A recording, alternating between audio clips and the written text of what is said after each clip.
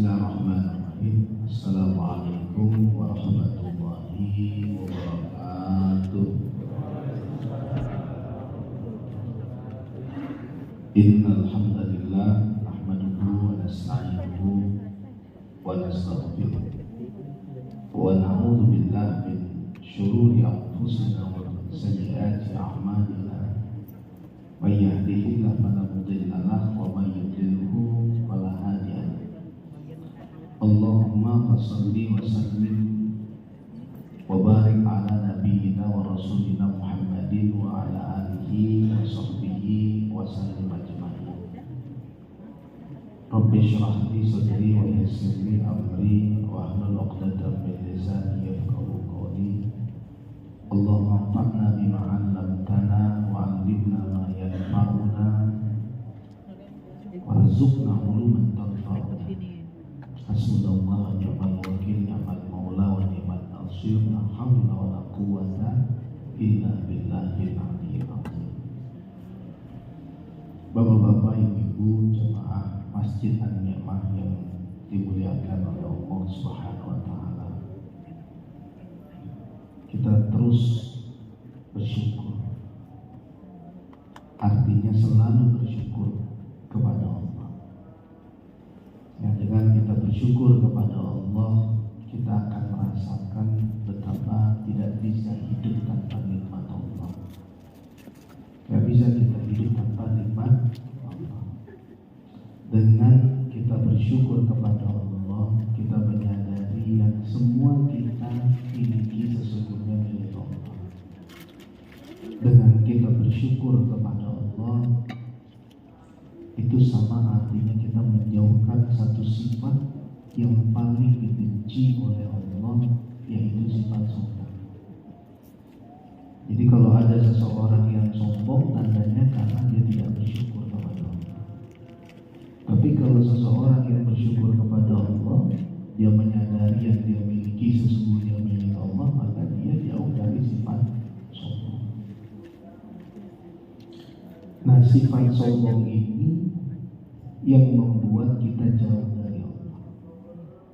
Ya, sifat sombong yang membuat ada hijab, ada penghalang antara kita dengan Allah, dan ini dosa yang sangat berbahaya. Makanya selalu saya menyampaikan kepada Bapak Ibu, kalau ada kesombongan sedikit saja di dalam hati kita, kita tidak akan pernah masuk surga. Ya, sedikit aja ada kesombongan. Kenapa? Karena sifat itu dibenci oleh Allah. Kita nggak akan bisa masuk surga, dan kita nggak akan bisa bersama Allah. Karena memang Allah benci sama sifat sombong itu. Artinya kalau ada sifat sombong pada diri kita, itu namanya kita tidak tahu diri. Dia nggak tahu diri, harta bukan milik dia, jabatan kedudukan bukan milik dia, ilmu bukan milik dia, kehidupan ini nggak bisa dia kuasai. Bapak-bapak, ibu-ibu yang maaf gitu ya. Enaknya bilangnya yang sudah tua apa yang sudah sepuh? Senior, yang sudah senior. Rasanya senior junior di kampus itu. Coba. Sekarang yang sudah senior itu nggak bisa menguasai aktivitas di zaman sebagaimana di zaman dia masih muda, banyak berkurang. Itu artinya apa? Ada masa di mana seseorang lemah. Ya, ada masa di mana seseorang tidak lagi produktif sebetulnya. Karena berkurang semuanya, kemampuannya berkurang, keinginannya berkurang, kekuatannya berkurang. Tapi enggak jalan-jalan. Nenek saya itu selalu bilang ke saya di saat kira-kira mungkin 2 tahun sampai 2 tahun sebelum kematian, udah cukup lah. Dia udah nggak bisa ngapa-ngapain, udah cukup 95 tahun. Ngaji masih, tapi ngaji tahajud duha masih sampai usia 95 tahun. Tapi aktivitas yang terhubung dengan gerakan sudah nggak ada. Sudah duduk saja dia. Ya, aktivitas yang terhubung dengan gerakan. Jadi disitulah sebetulnya kematian jadi kebutuhan. Ya, kalau sekarang kita takut mati, tapi nanti suatu saat mati itu jadi kebutuhan. Suatu saat kita butuh mati. Kalau nggak mati menderita kita. Kalau sekarang kan menderita karena takut mati. Waduh, ini gimana nih rasa takut ini? Ini menderita akibat rasa takut mati. Tapi nanti ada resah, gelisah, kenapa nggak mati? Nah, itu mati jadi kebutuhan di situ. Nah, kembali lagi, satu sifat yang paling dibenci oleh Allah, sifat sombong yang menghalangi hubungan kita dengan Allah, yang membuat jarak antara kita dengan Allah, sifat sombong. Maka hindari sifat sombong itu. Kita nggak akan bisa bersama Allah. Nah, kapan kita bisa merasakan dekat dengan Allah? Kapan kita bisa merasakan bersama Allah? Nah, sebetulnya dari semua aktivitas ibadah kita membuat kita dekat dengan Allah. Dari semua aktivitas ibadah. Saya sampaikan kepada Bapak Ibu beberapa waktu yang lalu, sholat itu membuat dekat kita dengan Allah. Tapi kan ibadah sholat itu hanya 5 kali dalam sehari. Ibadah sholat itu hanya 5 kali di dalam sehari. Dan waktu yang digunakan untuk Allah pada saat kita sholat 10 menit. Berarti dekat dengan Allah itu hanya 10 menit. Kecuali kita bisa punya rasa, selalu bisa menghadirkan Allah di dalam hati kita. Tapi kan gak mudah.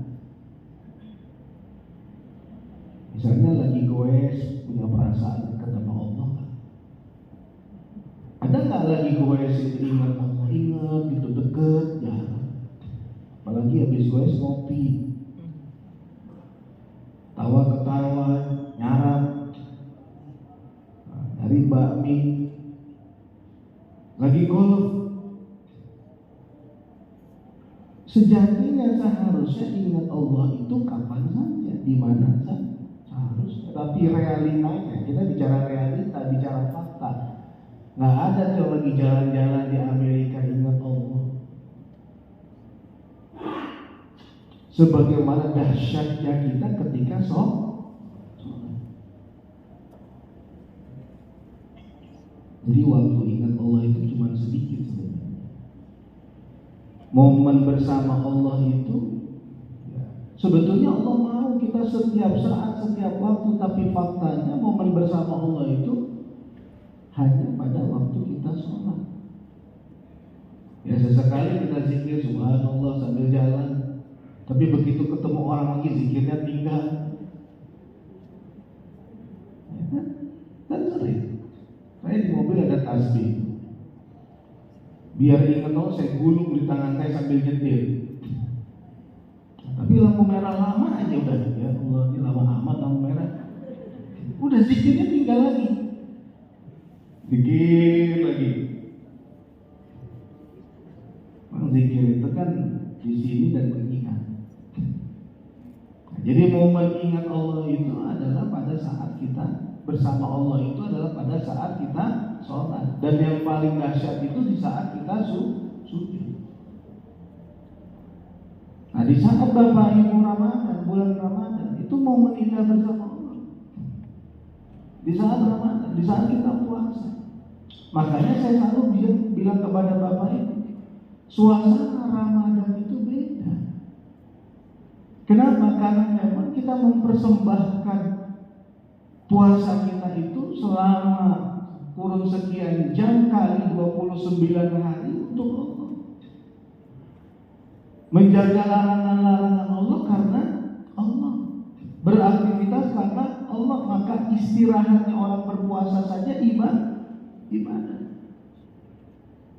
Istirahatnya saja ibadah. Dan kita nggak mau kehilangan momen Ramadan, maka isi dengan zikir, baca Quran, dengar tausiah. Benar kita merasakan momen indah bersama Allah, tapi setahun hanya sebulan. Setahun hanya sebulan. Makanya Ayat Korni di dalam salah satu bukunya mengatakan Ramadan kan hidup. Jadi kalau kita sudah merasakan indahnya Ramadan, Ramadan kan hidup. Nah kemudian kapan lagi momen indah bersama Allah? Di saat umroh, di saat haji. Saya baru pulang umroh 2 minggu yang lalu. Umroh. Sebelum umroh sebulan sebelumnya pulang haji kan, Bapak Ibu tahu ya. Terus saya di sana merasakan bahagia, merasakan damai, gitu. Sangat terasa. Tapi begitu pulang di Indonesia, saya merenung sejenak di saat saya sholat. Masa saya harus bahagia asal kesana saja? Harusnya kan bahagia itu setiap waktu. Puncaknya nggak apa-apa di tanah suci, tapi bahagia itu harus setiap waktu. Merasa dekat dengan Allah itu harus setiap saat. Kan nggak baik juga kalau merasa dekatnya hanya ke sana. Kalau nggak sana ya nggak dekat. Sampai jemaah bilang, Ustaz nikmat banget di tanah suci, bahagia banget di sana tuh, semua lepas hilang, semua nikmat banget, bahagia banget di tanah suci. Saya pengen nanya, kan enak banget, ibu nggak bahagia dong di sini ya? Padahal kita pantas bahagia setiap waktu, setiap saat.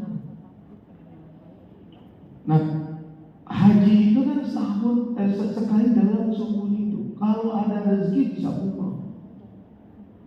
Kalau ada rezeki, nah, jangan sampai kita merasa dekat hanya di momen sholat, hanya di momen puasa, hanya di momen umroh haji. Nah, di momen apa? Di momen yang mana lagi kita merasa bersama dengan Allah? Nah, itu pertanyaan. Di momen mana lagi Bapak Ibu bisa merasakan bersama dengan Allah? Yaitu kalau kita selalu berbuat kebaikan. Kalau bahasa Al-Quran disebut al-ihsan. Ada amal soleh, tingkatkan amal soleh itu sampai di level ihsan. Di level kita betul-betul mempersembahkan sholat yang terbaik, puasa yang terbaik, ibadah yang terbaik, kerja yang terbaik, zikir yang terbaik. Itu namanya al-ihsan. Kalau al-ihsan, hasil daripada al-ihsan itu sangat produktif, menghasilkan sesuatu yang produktif itu kalau al-ihsan.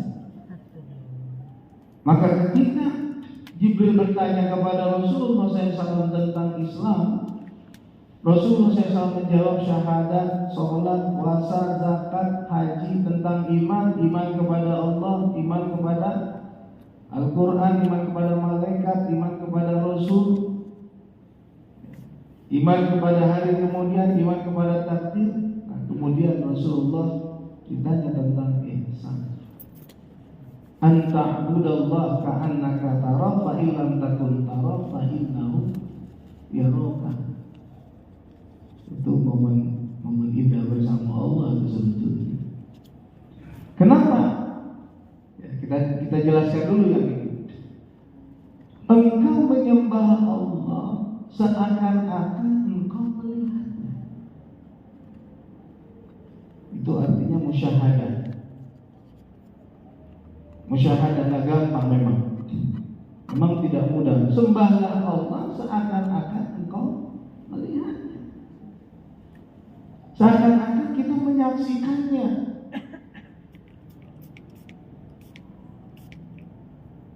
Kalau kita menyembah Allah, beribadah seakan-akan melihat Allah, seakan-akan melihat Allah, itu level tertinggi. Tapi kan berat sampai di situ, nggak mudah. Kemudian fa'ilam takun tara fa'innahu yaraka, kalau engkau tidak mampu melihatnya, kalau engkau tidak dapat melihatnya, yakinlah Allah melihatmu. Nah, ini yang paling tidak ada. Itu yang disebut dengan muraqabah. Jadi ada musyahadah, ada muraqabah. Kalau musyahadah, kita melakukan amal kebaikan, melakukan ibadah seakan-akan kita melihatnya, itu musyahadah. Kalau kita nggak sanggup melihatnya, yakinlah Allah melihat kita. Muraqabah. Kalau kira-kira kita melakukan pekerjaan ibadah, punya keyakinan bahwa Allah melihat ibadah kita, Allah menyaksikan pekerjaan kita, kebaikan-kebaikan yang kita lakukan, apa yang terjadi? Ibadah itu pasti menghasilkan produktivitas yang tinggi. Artinya kita produktif. Kenapa? Karena kita meyakini bahwa pekerjaan kita, ibadah kita itu disaksikan oleh Allah.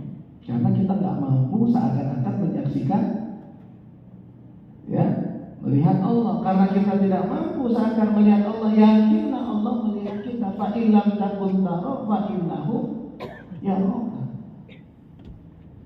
Fa illam takun tara fa innahu yaraka. Kalau kau tak dapat melihatnya, yakin Allah melihatmu. Yakin Allah melihatmu. Maka berarti ihsan itu adalah musyahadah wa muraqabah. Ihsan itu adalah musyahadah, seakan-akan kita melihat Allah, dan muraqabah. Nah, yang nomor satu agak berat, kecuali untuk siddiqin, orang-orang terpilih, memang berat. Tapi yang kedua, level kedua, Allah melihat kita. Nah, berarti kita harus mengikhlaskan ibadah tersebut. Karena makom paling tinggi dari level orang beribadah itu apa Bapak Ibu? Adalah ikhlas. Adalah ikhlas. Bagaimana ibadah itu ada nilai? Adalah karena keikhlasannya. Kalau tidak karena keikhlasannya, maka tidak ada nilai. Maka ibadah orang yang riya itu tertolak. Orang yang melakukan ibadah bukan karena Allah, melakukan kebaikan bukan karena Allah, tertolak. Nah, kalau kita ingin bersama Allah, maka jadikanlah ibadah-ibadah itu ikhlas karena Allah. Wa ma umiru illa liya'budullaha mukhlishina lahuddin hunafa'a wa yuqimus shalah wa yutuz zakat wa dzalika dinul qayyim. Itu Bapak Ibu, kalau lihat air jernih yang benar-benar putih, bersih, jernih, di bejana yang bersih, di bejana yang jernih. Kalau ini kan gelasnya gelas yang nggak terlihat, tapi kalau pakai gelas transparan gitu ya, airnya bersih, jernih, terlihat, wah, kurang lebih tidak terkontaminasi dengan debu, dengan apapun.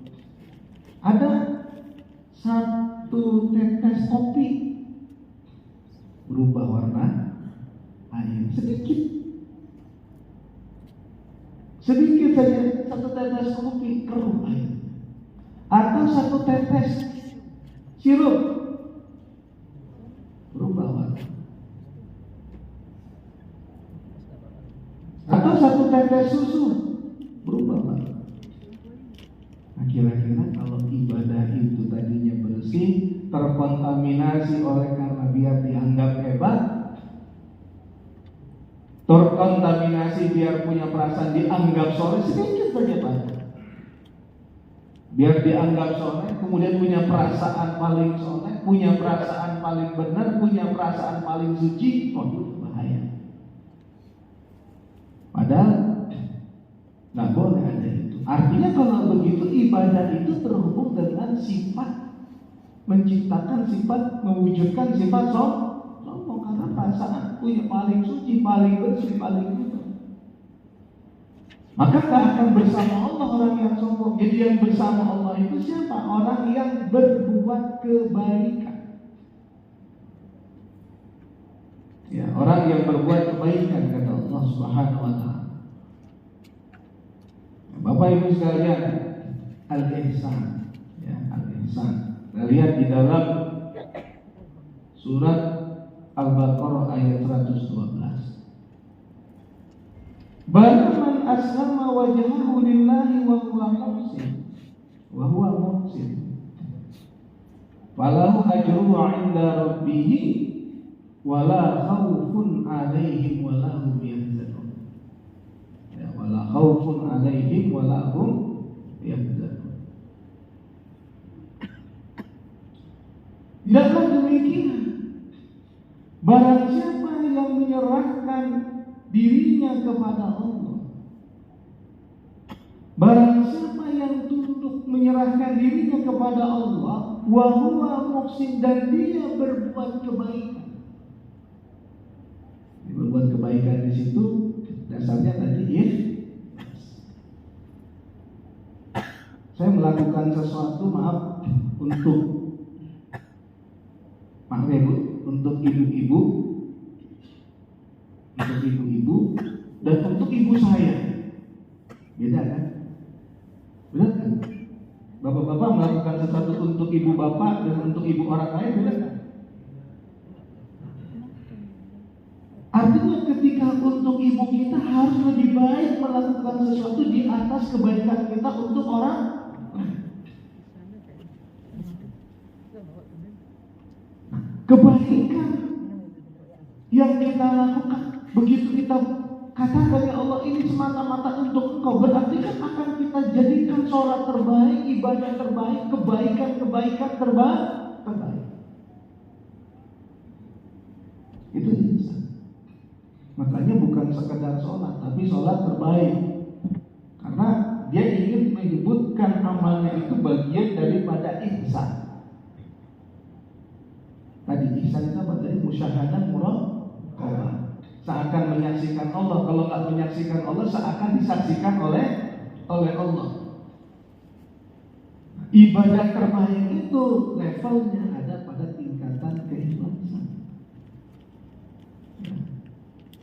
Jadi barang siapa yang menyerahkan dirinya kepada Allah, tunduk kepada Allah, kemudian dia berbuat ihsan, berbuat kebaikan yang dilandasi oleh keikhlasan, yang seakan-akan kebaikannya itu dia menyaksikan Allah. Kalau dia tidak mampu, seakan-akan dia disaksikan oleh Allah. Dia sadari bahwa dia disaksikan oleh Allah, maka dia mendapatkan pahala di sisi Allah. Jadi kalau ingin bersama Allah itu ya selalu berbuat ihsan. Momen indah bersama Allah itu ihsan. Ini salah satu. Jadi nanti mungkin hasil rekamannya ditulis ihsan, bawahnya momen indah bersama Allah. Karena nanti juga sabar itu momen indah bersama Allah. Takwa itu juga momen indah bersama Allah. Maka innallaha ma'as sabirin, innallaha ma'al muttaqin, gitu kan. Bapak Ibu sekalian,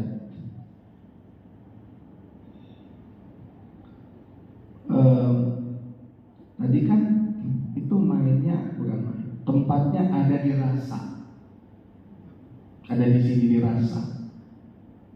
Maka saat kita melakukan perbuatan ihsan, dua faktor tadi, dua situasi tadi, musyahadah dan muraqabah, melakukan sesuatu seakan-akan melihat Allah. Artinya sesuatu itu untuk Allah, seakan-akan kita bisa melihat Allah. Kalau tidak mampu, seakan-akan dilihat oleh Allah. Yakinlah Allah melihat kita. Maka sesuatu yang kita lakukan itu betul-betul dalam rangka untuk peningkatan kebaikan, ihsan, dengan ikhlas, ya, dengan ikhlas. Nah maka tadi Pak Firman nyeletuk. Maka begitu saya bilang maka, di sini jawab bahagia. Karena nggak ada WA tadi kita bagikan. Nanti tolong bilang bahagia ada nggak? maka bahagia. Nah, di sini disebut oleh Allah Subhanahu wa taala, wala khaufun 'alaihim wala hum yahzanun. Berarti bahagia. Jadi berbuat baik bersama Allah. Kalau sudah bersama Allah pasti bahagia. Pasti bahagia. Maka di dalam Al-Quran Allah juga menyebutkan Al-Qasas ayat 28, wala tansa nasibaka minad dunya fa'ahsin. Fa'ahsin itu berarti ihsan. Ya. Kalau yang ihsan itu masdarnya, fa'ahsin itu perintahnya, fa'ahsin kama ahsanallahu ilaika. Di ayat ini konteksnya kejar akhiratmu, jangan kau lupa dengan duniamu. Gak boleh lupa dengan dunia kita. Tapi Allah katakan fa'ahsin kama ahsanallahu ilaika. Berbuat baiklah kamu. Berbuat baik itu, ihsan itu ada dua faktor. Pertama, ihsan kepada Allah. Yang kedua, ihsan kepada makhluk. Ihsan kepada Allah dan ihsan kepada makhluk. Nah, maka Allah katakan fa'ahsin kama ahsanallahu ilaika, berarti kepada Allah kita itu yang prioritas. Kenapa? Karena kama ahsanallahu ilaika, karena kebaikan-kebaikan yang diberikan Allah kepada kita. Apa kebaikan yang diberikan Allah kepada kita? Sehat, rezeki, apalagi ilmu, pekerjaan dan kedudukan, keluarga, banyak. Berbuat baiklah kamu dengan kebaikan tadi. Nah, bagaimana? Tempatkan kebaikan yang diberikan Allah kepadamu, yang engkau balas dengan kebaikan kepadanya, dengan melakukan ibadah ikhlas.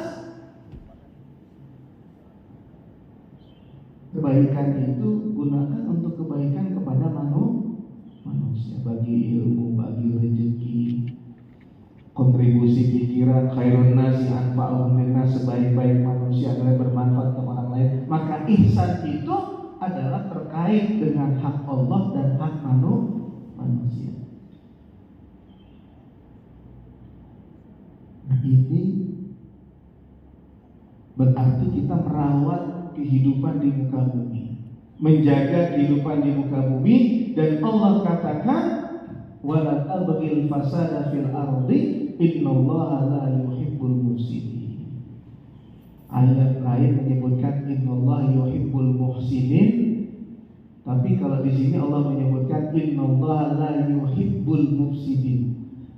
Ayat yang lain mengatakan bahwa Allah menyintai orang yang berbuat ihsan, dan di sini Allah tidak menyintai orang yang berbuat kerusakan. Jadi muhsinin, mufsidin. Makanya kasih nama anak, jangan kasih nama anak jangan kata aku saya pengen dari Quran, nggak baca artinya mufsid. Mufsid itu perusak. Kadang-kadang zaman dulu kan orang, maaf ya, di daerah itu jarang. Yang zaman saya di daerah waktu saya tinggal di Jawa, itu nama anak yang penting dari Quran. Nggak dia baca, nggak baca, yang penting pernah saya katakan dia kadul barku nama anak. Kadul barku, wah yang penting dari Quran. Ya kadul barku hampir saja petir menggelam. Panggilannya kadul. Padahal itu ya kadu albarku. Nah panggilannya kadul. Lain lagi panggilannya. Keluar dari konteksnya. Kasih nama anak mufsid. Mufsid itu artinya rusak, perusak. Ya, jangan kasih nama anak yang tidak baik. Nah, innallaha la yuhibbul mufsidin. Bapak Ibu sekalian, kita lihat di antara kebaikan itu apa?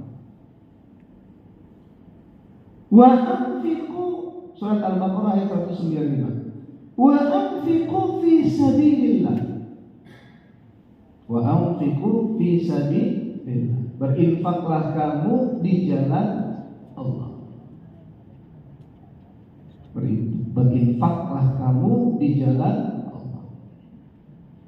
Wa la tulqu bi aydikum ila tahlukah. Jangan kamu jatuhkan dirimu di dalam kebinasaan. Punya rezeki, membelanjakan rezekinya bukan di jalan Allah. Punya rezeki selalu membelanjakan barang-barang yang dia tidak gunakan. Indah di mata saja, habis itu gak digunakan. Padahal masih banyak orang yang membutuhkan. Yang paling mengerikan punya rezekinya dari Allah, tapi menggunakan rezekinya untuk panti pijat. Rezeki itu dari Allah, tapi menggunakan rezekinya untuk maksiat. Itu kita menempatkan diri kita dalam kebinasaan. Ya, dalam kebinasaan. Maka Allah katakan wa ahsinu, kata Allah. Wa ahsinu pertama yang disebut dengan ihsan dalam konteks ini, wa ahsinu itu artinya berbuatlah kebaikan dengan rezeki yang diberikan Allah kepadamu, yaitu kepada Allah bersyukur, kepada Allah mengikhlaskan ibadahmu, gitu kira-kira wa ahsinu.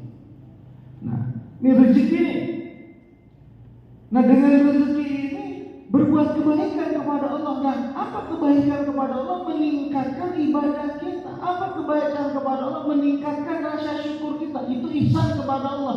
Nah, rezeki yang diberikan Allah ini berinfak di jalan Allah. Itu ihsan kepada manusia. Maka ihsan itu menyangkut hak Allah dan menyangkut hak manusia. Efeknya kemana, Bapak Ibu? Efeknya ke bahagia betul, tapi efeknya itu kepada produktivitas. Ya Allah, terima kasih segala puji. Aku bekerja, aku mendapatkan rezeki. Nah, haknya Allah itu bersyukur, haknya Allah itu meningkatkan ibadah kita, ihsan kita kepada Allah. Nah, rezeki ini untuk ihsan kepada manusia. Maka kemudian efeknya produktivitas tadi. Aku bekerja lebih baik lagi. Semoga mendapatkan rezeki yang lebih banyak lagi, yang bermanfaat untuk lebih banyak orang lagi. Itu energinya sampai ke situ, Bapak Ibu. Wa ahsinu innallaha yuhibbul muhsinin. Sesungguhnya Allah menyintai orang yang berbuat ihsan. Menyintai orang yang berbuat ihsan, menyintai orang yang berbuat kebaikan, yang melakukan kebaikannya karena Allah dan meningkatkan produktivitas di dalam kebaikan yang dia lakukan. Dan kita menjadikan ibadah itu betul-betul sebagai sarana, pekerjaan kita itu sebagai sarana ibadah. Sebagai sarana ibadah. Innallaha yuhibbul muhsinin. Apa yang diantara ihsan tadi? Yang pertama infak. Bapak Ibu rajin-rajin berinfak. Itu bagian dari perbuatan orang-orang yang muhsinin. Makanya kadang-kadang di masjid itu suka diumumkan ya, cuman para muhsinin, nah gitu kan. Tolong barang siapa yang mau berinfak di antara para muhsinin. Itu sebetulnya ada hubungannya dengan ayat-ayat Al-Quran. Jadi infak itu salah satu kebaikan yang dilakukan oleh orang muhsinin. Termasuk di dalam surat Al-Imran 134, alladzina yunfiquna fis sarra wad dharra wal kaazimina al-ghaiz wal 'afina 'anil nas wallahu yuhibbul muhsinin. Orang yang menginfakkan hartanya di jalan Allah ketika lapang dan ketika sempit, orang yang mampu menahan marah, orang yang memaafkan kesalahan orang lain.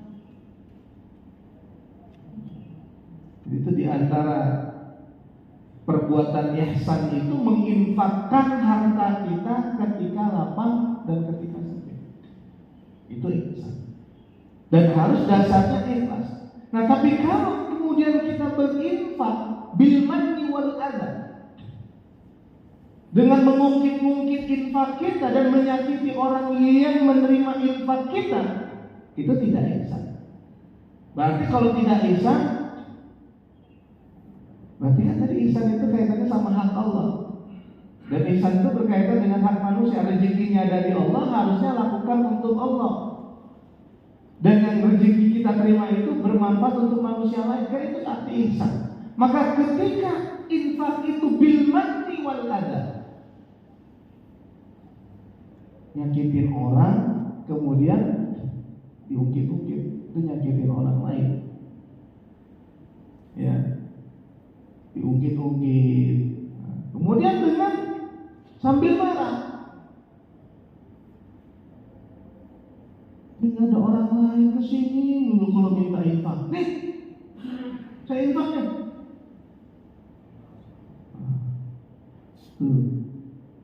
Berarti tidak ihsan.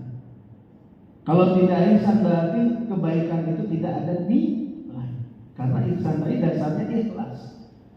Kalau sudah dasarnya ikhlas, berusaha menjadikan ibadah itu berkualitas. Kalau sudah berkualitas, menjadikan kerjaan itu memiliki nilai ibadah. Bapak Ibu sekalian,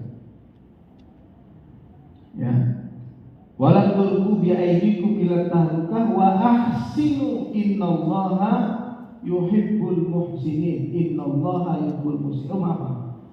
Alladzina yunfiquna fis sarra'i wad dharra'i wal kazimina al-ghaiz wal 'afina 'anil nas wallahu yuhibbul muhsinin. Kalau kita bisa memaafkan kesalahan orang yang menyakiti kita, itu ihsan. Bayangkan Bapak Ibu dicubit, memaafkan orang yang nyubit. Padahal boleh nyubit lagi kalau mau, tapi kita nggak mau. Udah, aku maafkan. Nah, itu ihsan. Nah, itu momen indah bersama Allah. Ya, nanti saya akan keluarkan ayat suratnya.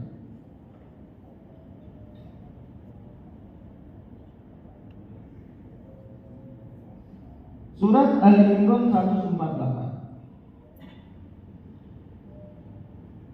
Fa'atahumullahu thawabad dunya wa husna thawabil akhirah.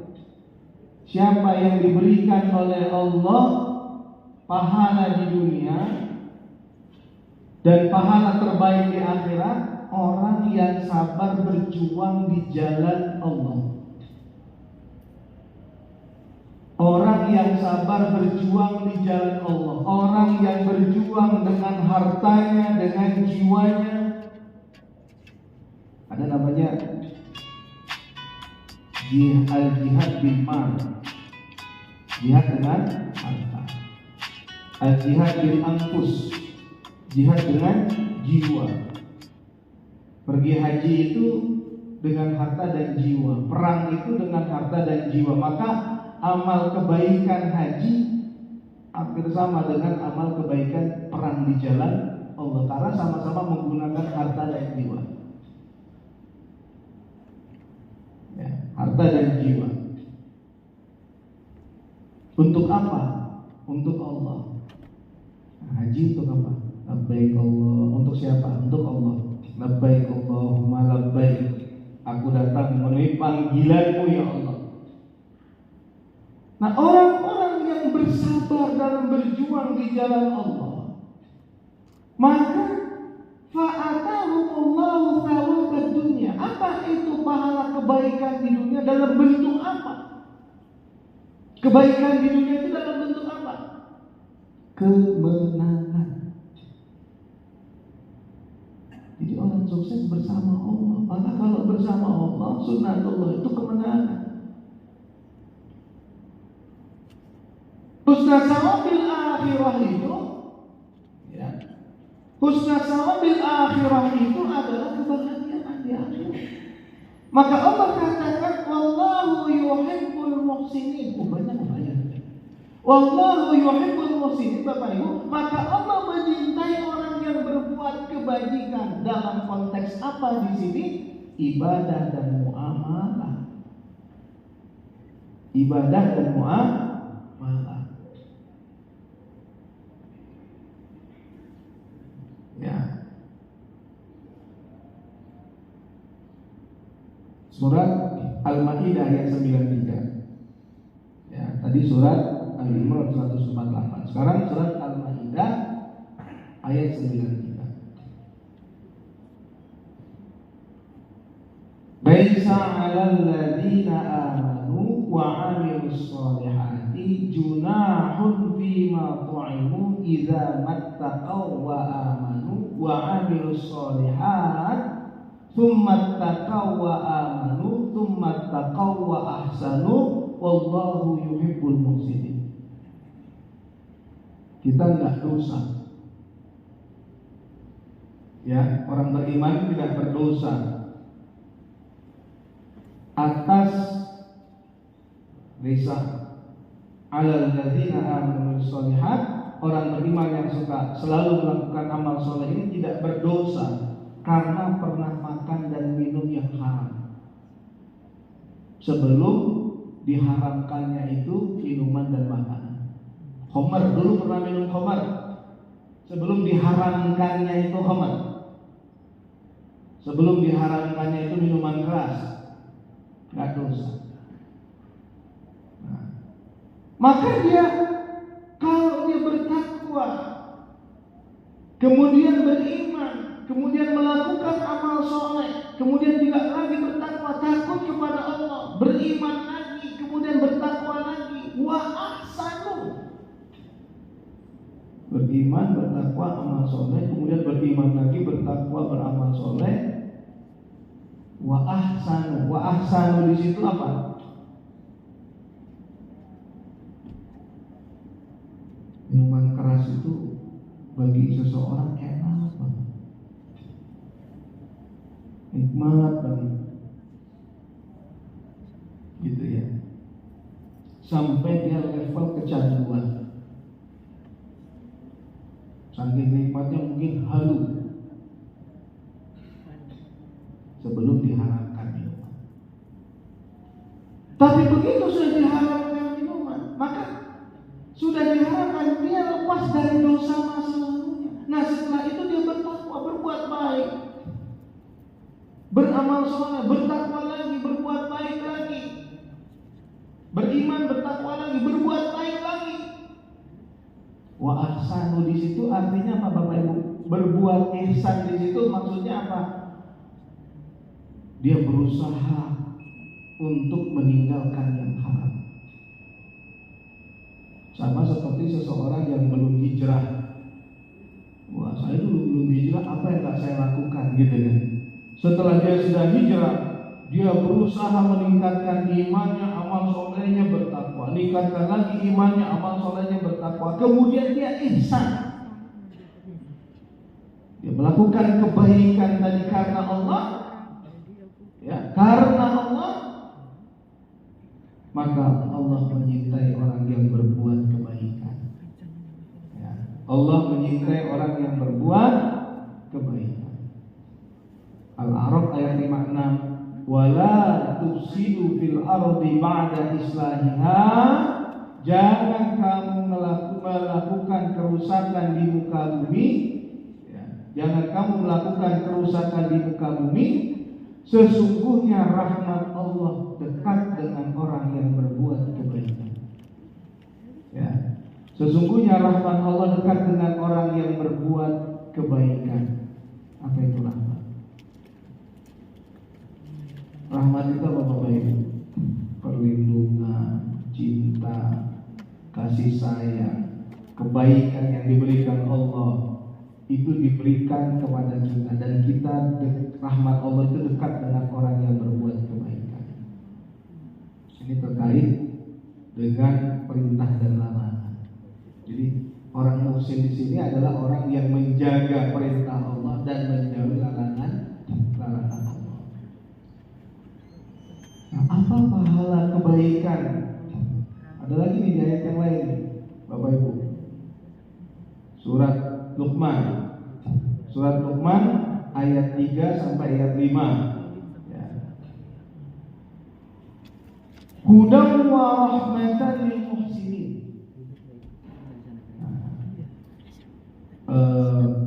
Al-Quran itu sebagai huda. Al-Quran itu sebagai petunjuk dan sebagai rahmat. Maka nama lain dari Al-Quran juga Ar-Rahmah. Ini ayatnya. Maka Al-Huda nama lain dari Al-Quran. Ar-Rahmah itu juga nama lain dari Al-Quran. Nah, hudan wa rahmatan lil muhsinin, Al-Quran itu sebagai petunjuk dan rahmat bagi muhsinin. Ya. Petunjuk dan rahmat bagi muhsinin. Tadi muhsinin tadi orang yang memenuhi hak Allah dan hak manusia. Berbuat baik kepada Allah, berbuat baik kepada manusia, dan mengikhlaskan kebaikannya kepada Allah dan menjadikan kebaikannya itu betul-betul sebagai sarana untuk produktivitas dan menjadikan kebaikannya itu ibadah di jalan Allah. Itu arti muhsininnya. Maka warahmah di situ hidayah, warahmah di situ kebaikan. Warahmah itu dijauhkan oleh Allah dari kesesatan. Huda warahmah, hudanya itu petunjuk, rahmatnya itu kebaikan, kebahagiaan.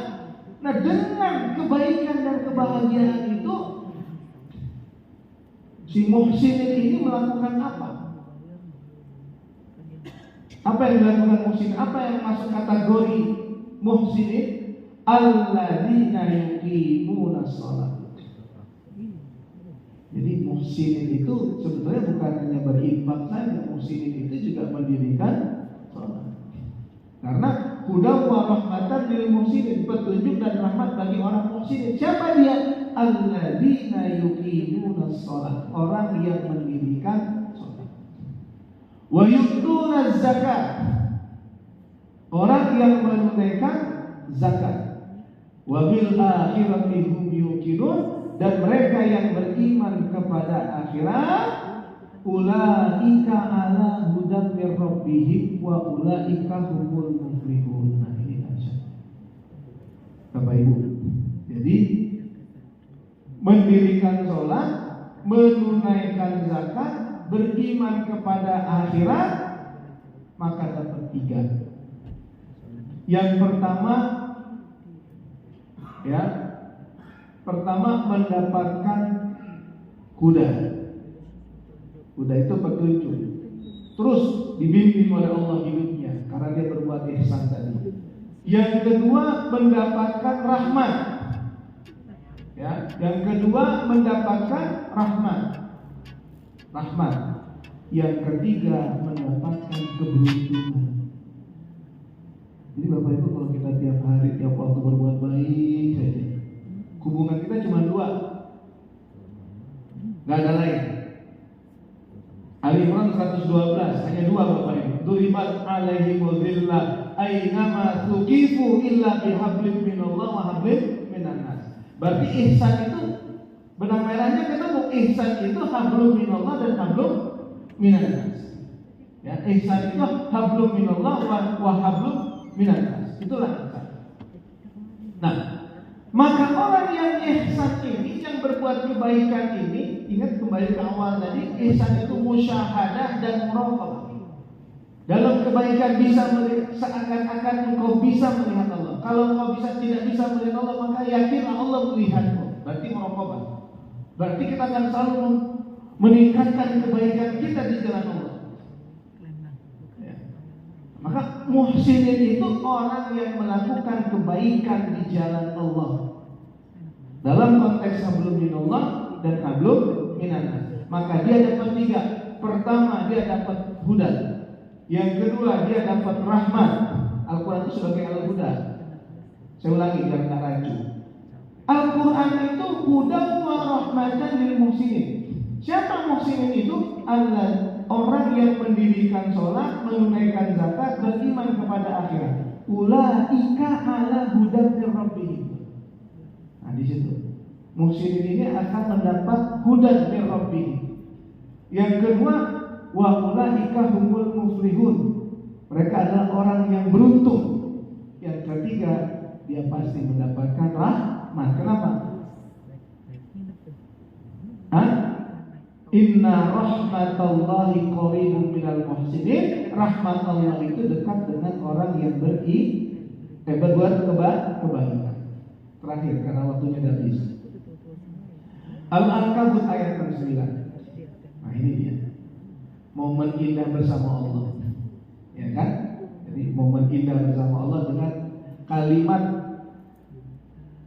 walladzina jahadu fina lanahdiyannahum subulana wa innallaha lama'al muhsinin. Jelas. Jadi kalau momen indah bersama Allah itu di luar sholat, di luar tadi puasa, di luar haji, ya, di luar itu semua ternyata masih ada. Jadi jangan cuma sholat, karena sholat tadi nanti ini habis subuh syuruk, tadi subuh syuruk, setelah itu masa nggak dekat sama Allah? Harus dekat sampai ketemu zuhur, dekat lagi nih, terus dekat setelah zuhur sampai ketemu asar. Nah jarak antara dua sholat itu diisinya dengan ihsan. Kenapa? Karena Allah mengatakan walladzina jahadu fina lanahdiyannahum subulana wa innallaha lama'al muhsinin. Semua perjuangan Bapak Ibu dalam hidup ini yang ditempatkan untuk Allah, karena Allah demi Allah, itu bagian daripada ihsan. Maka Allah katakan innallaha lama'al muhsinin. Ma'iyah. Saya bersama istri saya. Nah, beda kan? Saya sedang tidak bersama istri saya. Beda kan? Beda kan? Saya bersama dengan sahabat-sahabat saya.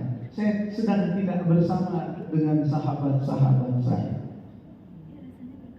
Kalau bersama itu biasanya ada kebahagiaan, ada ketenangan. Kalau kita sedang bersama. Nah sekarang Bapak Ibu bersama Allah. Bapak Ibu bersama Allah. Bagaimana cara bersama Allah setiap waktu berbuat ihsan? Kalimat ma'iyah di situ, ma'a di situ, ma'a. Kalau Allah sudah katakan bahwa Allah bersama orang yang berbuat kebaikan, berarti kalau setiap waktu kita berbuat kebaikan, maka setiap waktu kita bersama Allah. Kalau bersama yang maha kuat gimana? Kalau bersama yang maha kaya setiap waktu gimana? Bapak Ibu saya tanya, Bapak Ibu jangan kumpul bersama orang pintar, orang terkenal. Punya perasaan apa Bapak Ibu? Bapak Ibu jangan setiap hari bersama orang kuat yang jaga Bapak Ibu. Apa perasaan Bapak Ibu? Bapak Ibu setiap waktu ketemu, meeting, menjadi sahabat bersama orang kaya. Karena si orang kaya ini diciptakan oleh Allah. Si orang pintar tadi ini diciptakan oleh Allah. Si orang kuat ini diciptakan oleh Allah. Maka Bapak Ibu bersama Allah berarti bersama dengan sumber kekuatan, sumber kekayaan, sumber kehebatan, sumber kemuliaan yang gak ada mati. Allah bilang, apa kata Allah? Wa innallaha lama'al muhsinin.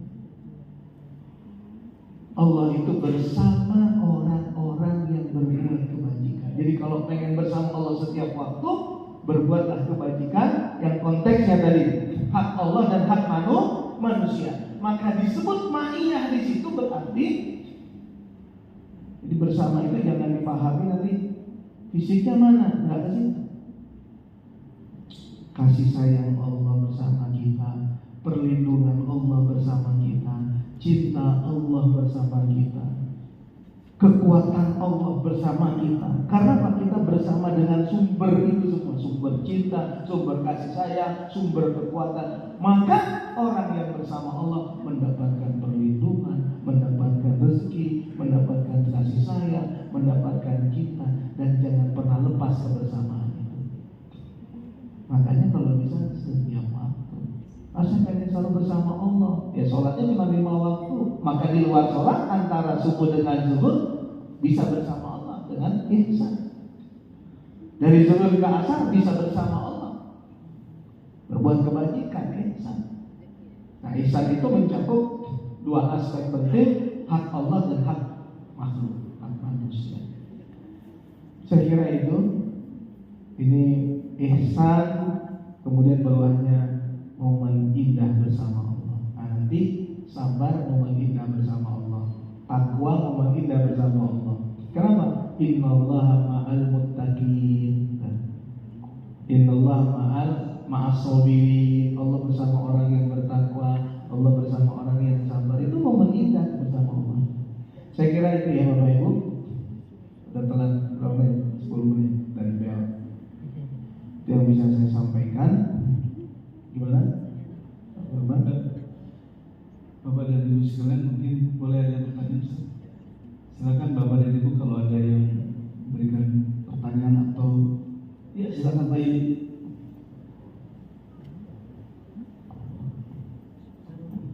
Assalamualaikum warahmatullahi wabarakatuh. Sedangkan kita diperintahkan atau menjadi sunnah bagi kita bahwa setiap akan melakukan sesuatu kita membaca Bismillahirrahmanirrahim.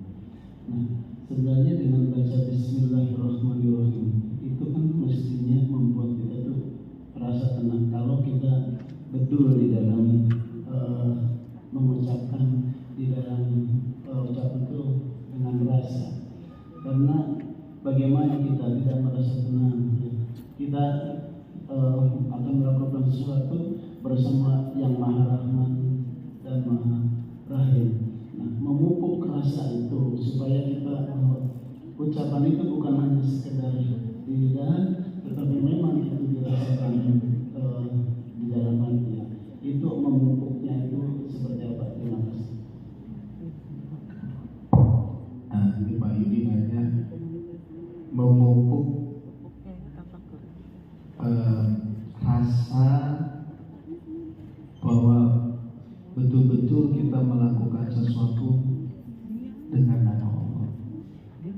Maka kalau kita bisa memupuk rasa kualitas niat bahwa sesuatu yang kita lakukan karena Allah, maka kita akan selalu merasakan dekat dengan, dari bahasa Pak Yudi, dekat dengan yang Maha Rahman dan Maha Rahim, yang Maha Pengasih lagi Maha Penyayang. Nah, ini dia.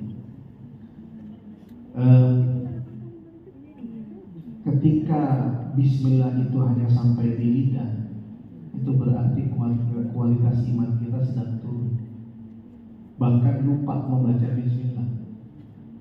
Tapi kalau Bismillah itu sampai merasuk ke dalam hati kita, itu biasanya kualitas iman kita sedang naik. Ini faktanya begitu, realitanya begitu.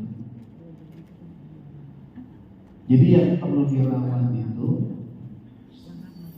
strategi seperti apa, triknya seperti apa.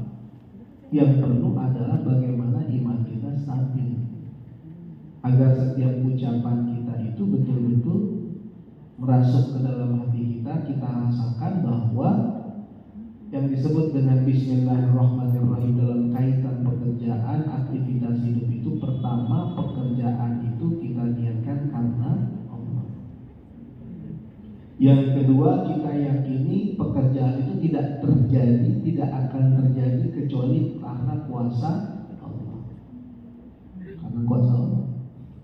Yang ketiga, kalau ada hasil dari pekerjaan itu karena kita memulainya dengan Bismillah, maka maka kita tahu kewajiban apa yang harus kita keluarkan sebagaimana yang diperintahkan oleh Allah. Yang keempat, dengan bismillah maka pekerjaan itu akan jauh dari perbuatan dosa. Gitu. Misalnya keluar dari rumah, bismillahirrahmanirrahim, mau keluar rumah, tapi mau pergi ke tempat maksiat nggak mungkin. Mau mencuri kok bismillah, nggak mungkin. Maka kenapa? Tapi benar yang dibilang Pak ini, bahwa bismillah itu jangan cukup di sini, harus masuk ke sini. Kenapa? Tadi pekerjaan itu kita mulai dengan melibatkan Allah. Pekerjaan itu tidak akan terjadi kecuali atas kehendak Allah. Nah, hasil dari pekerjaan itu betul-betul untuk memenuhi apa yang diperintahkan oleh Allah. Dan pekerjaan itu sejatinya pasti jauh dari maksiat. Kenapa? Karena startingnya bismillah. Kan dimulai dari bismillah. Mau ke kantor bismillahirrahmanirrahim, ya Allah. Tapi korupsi, nggak mungkin. Kalau benar bismillahnya nggak mungkin. Nah, cuman untuk bisa meresap, menyatu dengan diri kita, betul-betul kita rasakan. Nah itu iman kita harus stabil. Nah, berarti kan bagaimana menstabilitaskan iman kita? Ya, menstabilkan iman kita bagaimana caranya ya? Saya kalau nggak kumpul sama bapak itu juga turun iman saya. Serius, kalau saya nggak ada ceramah kayak kemarin, tuh lama nggak ada kegiatan ceramah itu iman turun juga. Maka kumpul sama orang soleh. Coba kumpul tuh. Makanya bapak itu saya kan kecanduan ngaji, kecanduan dalam tanda petik. Pasti kalau nggak ada pengajian saya dengar dikomplain pengurus. Benar. Tapi kan hanya orang yang bisa merasakannya itu. Merasakan bahwa kok nikmat pengajian itu. Nuntut ilmu itu kok nikmat. Nah, jadi kumpul sama orang soleh. Tapi kumpul sama orang soleh ini bukan di meja karambol. Kumpul dengan orang soleh ini banyak bawaannya. Enggak harus di masjid juga.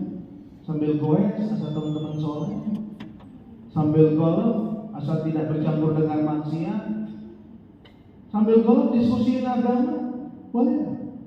Oh. Sambil goes diskusi agama boleh nggak? Boleh.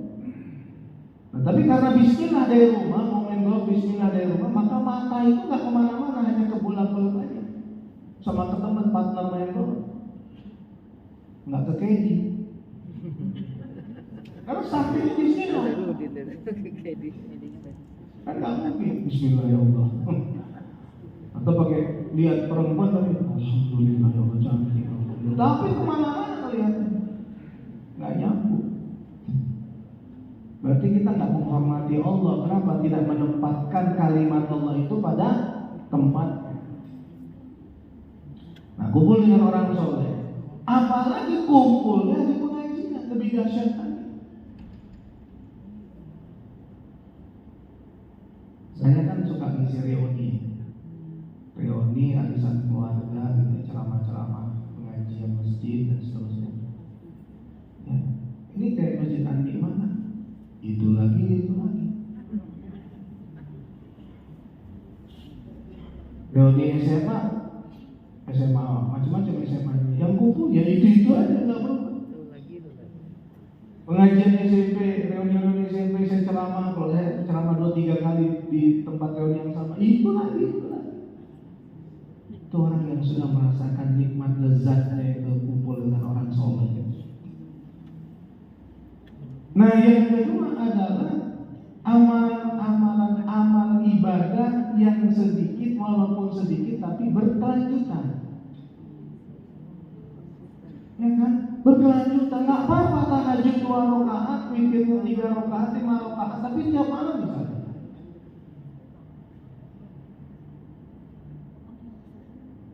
Sedekah, masuk subuh 1-2 bulan sekali ke masjid, 200 200.000. Nah, bagus rutin ngasih 50.000, tapi rutin.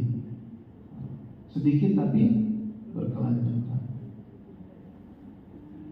Gitu. Sedikit tapi berkelanjutan. Untuk berapa? Kalau sedikit berkelanjutan itu side effect-nya yang luar biasa. Side effect-nya, contoh, kalau saya ke masjid rutin tiap hari ke masjid, tapi masukin kotak amalnya 500.000 nih, saya masukin kotak amalnya hari ini 500.000 jebret, bahagianya hanya sekali itu aja. Tapi kalau 500.000 itu saya bagi setiap hari 25.000, berarti selama 20 hari saya bahagia, karena setiap hari saya masukin. Setiap hari bahagianya. Itu contoh. Tahajud 8 rakaat seminggu sekali. Ya bahagianya seminggu sekali. Coba tahajudnya 2 rakaat dapat 4 hari gitu kan? 4 malam. Bahagianya 4 malam. Setiap 4 malam bahagia, 4 malam bahagia. Kan gitu. Syukur tiap hari.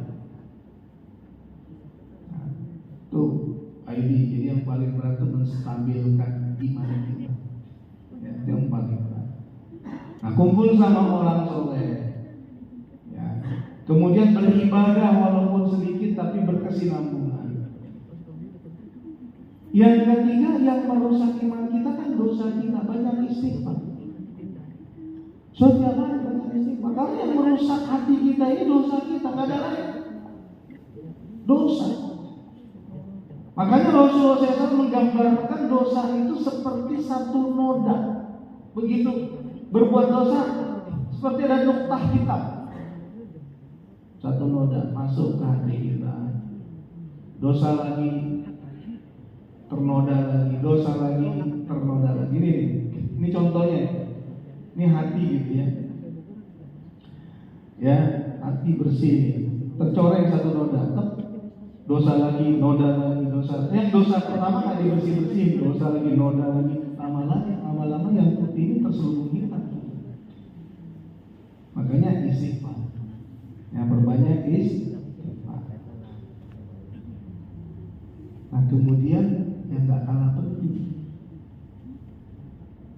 Yang nggak kalah penting itu apa? Selalu banyak tafakur dan zikir. Tafakur dan zikir, itu jadi perbanyak. Ya, akhirnya sampai kita merasakan ini semua jadi pasti Allah. Nggak ada yang terjadi secara kebetulan, nggak ada. Ma asaba min musibatin illa biiznillah. Ya, illa biiznillah. Semua musibah terjadi karena Allah, peristiwa terjadi karena Allah. Saya nggak pernah kebayang itu ngaji kita ada berapa tahun ya? Dari ada berapa? 10 lebih kali banyak. Saya pikir dulu ngaji di sini sekali selesai, habis lagi kapan diundang lagi? Atau ngaji berapa tahun? Khutbah ini 3 tahun, 3 kali saya di. Sampai saya bilang kalau ini kan bosan di jemaah. Ustaz kalian bosan? Enggak, saya nggak pernah bosan Ustaz. Idul Fitri 2 kali, Idul Adha sekali. Tapi zaman apa? 2006. Sekarang 2022 dari 2006. Saya ingat iman dari 2006. Saya ingat tuh, kenapa saya ke Pak Yudi datang ke rumah saya sama Pak bukan yang di Rembuat, Pak Haris berdua. Saya baru pindah rumah tuh, Pak Yudi datang sama Pak Haris. Masuk ke rumah saya, lihat kitchen set. 2006 tuh Pak Yudi. 2006 tuh saya diundang ke sini. Sekarang 2022. Berapa tahun? Masya Allah, kita bersahabat 16 tahun. Ya, saya satu-satunya Ustaz 16 tahun di sini. Nah bayangkan, pernah nggak kebayang 16 tahun persahabatan persaudaraan kita berjalan? sebulan sekali. Idul Fitri 2 kali, Idul Adha sekali, Ramadan sering. Iktikaf sering. Baik, 2006, 16 tahun. Pertanyaan, kan nggak ada yang terjadi secara kebetulan. Berarti ini semua karena izin Allah. Semua karena izin Allah. Semua karena izin Allah. Nah, pernikahan, saya bilang, itu saya sering bilang kalau dalam ceramah kita, kalian dipertemukan karena Allah, bukan kebetulan. Maka hari ini mulai dengan Bismillah. Artinya ketika dimulai dengan Bismillah tadi, direnungkan betul-betul Bismillah, berarti pekerjaan ini dimulai melibatkan Allah karena atas izin Allah. Dimulai dengan Bismillah, berarti pekerjaan itu mendapatkan keberkahan dari Allah dan seterusnya. Mudah-mudahan iman stabil. Nah, tapi kalau udah turun dikit, Bismillahnya di sini. Kalau udah klik ke bawah, udah Bismillahnya nggak disebut juga kadang-kadang. Jadi untuk bisa sampai rasa itu memang nggak gampang. Kita mulai dari kumpul dengan orang soleh, ya, kemudian melakukan ibadah yang walaupun sedikit tapi berkesinambungan, ya, dan terus mengisi zikir, tafakur, ya, sampai menemukan Rabbana ma khalaqta hadza batila. Apapun yang diciptakan Allah tidak ada terjadi secara sia-sia. Maka berarti kan harus dimulai dengan Bismillah, karena tidak ada yang sia-sia. Saya kira itu. Cukup. Ya, mudah-mudahan Allah selalu meridai kita, merahmati kita. Kita insya Allah selalu bersama Allah. Ya, mudah-mudahan Allah mudahkan urusan kita, Allah lapangkan rezeki kita, Allah teguhkan iman Islam kita, dan insya Allah kita selalu bersama Allah. Nah, yang membuat kita yakin, percaya diri, optimis karena kita selalu bersama Allah di dalam setiap ihsan kita. Ihsan itu kebaikan-kebaikan yang terkait hak Allah dan hak manusia. Al-Fatihah.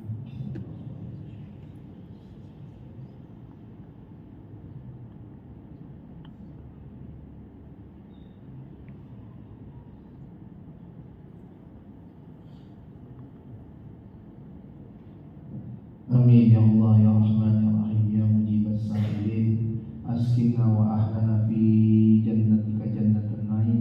Allahumma ja'al jam'ana hadha jam'an marhuma wa tafarraqana min ba'di tafarraqan ma'suma. Rabbana atina fid dunya hasanah wa fil akhirati hasanah wa qina adzabannar. Wa sallallahu ala nabiyyina wa rasulina Muhammad wa ala alihi wasallam ajma'in. Walhamdulillahirabbil alamin. Sekian dari saya. Allahumma afiq ila aqwamit thariq